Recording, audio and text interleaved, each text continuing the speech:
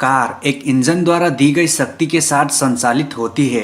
हालांकि engine power से निकलने वाले टॉर्क की मात्रा हमेशा वाहन को ले जाने के लिए पर्याप्त नहीं होती है, इसीलिए टॉर्क को बढ़ाना होता है। गियर्स की डायमीटर जितनी कम होगी, टॉर्क भी उतना ही अधिक होगा। ट्रांसमिशन सिस्टम में आरपीएम को कम या बढ़ाकर इंजन टॉर्क को बदला जाता है। गियर्स की मदद से आरपीएम को बदला जा सकता है। एक छोटा गियर जो एक बड़ा ड्राइव करता है और इस प्रकार बड़ा गियर की घूर्णी गति से अधिक टॉर्क मिलती है। इंजन की गियर को स्थानांतरित करने में सक्षम करने के लिए उनके बीच एक कनेक्शन स्थापित किया जाता है, जिसे जरूरत पड़ने पर विस्थापित किया भी जा सकता है। यह क्लच का काम है। गियर के उचित अनुपात को सेट करके अधिकतम आरपीएम गेन किया जा सकता है।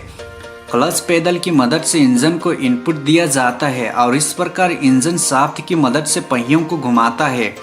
क्लच पेडल नीचे दबाए जाने के साथ गियर बॉक्स के इंजन और इनपुट शाफ्ट के बीच कोई सीधा संबंध नहीं होती है। यह हमें गियर शिफ्ट करने में सक्षम बनाता है। पीसने और थके हुए स्थानांतरण से बचने के लिए गियर को सिंक्रोनाइज करने की आवश्यकता होती है, जिसका अर्थ है कि एक ही गति से घूमने वाले गियर जिस काम को एक सिंक्रोनाइजर रिंग संभव बनाता है। सिंक्रोनाइजर रिंग एक चिपकी हुई सतह और ढलान वाले किनारों के साथ गियर की घूर्णी गति को बराबर करती है और उन्हें बैलेंस करती है, जिसे गियर नॉइजलेस और चिकनी में बदल जाती है। सिंक्रोनाइज ट्रांसमिशन सिस्टम में सभी गियर लगातार मेश में होते हैं, जबकि काउंटर शाफ्ट पर गियर एक निश्चित स्थिति में रहती है। आउटपुट शाफ्ट पर गियर अपने स्वयं के वायरिंग पर घूमते हैं।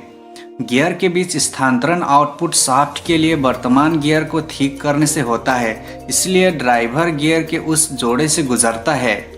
वाहन को चलने के लिए हम पहले गियर में शिफ्ट करते हैं।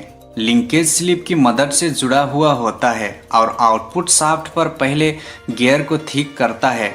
इनपुट शाफ्ट के माध्यम से ड्राइव काउंटर शाफ्ट पर सबसे छोटे गियर से आउटपुट शाफ्ट पर सबसे बड़े गियर तक जाती है, क्योंकि सबसे पहले सबसे अधिक टॉर्क आवश्यक होती है। इसलिए पहले गियर में सबसे बड़ा गियर अनुपात होता है, जिसका अर्थ है कि सबसे छोटा गियर सबसे बड़े के साथ में कनेक्शन में होता है।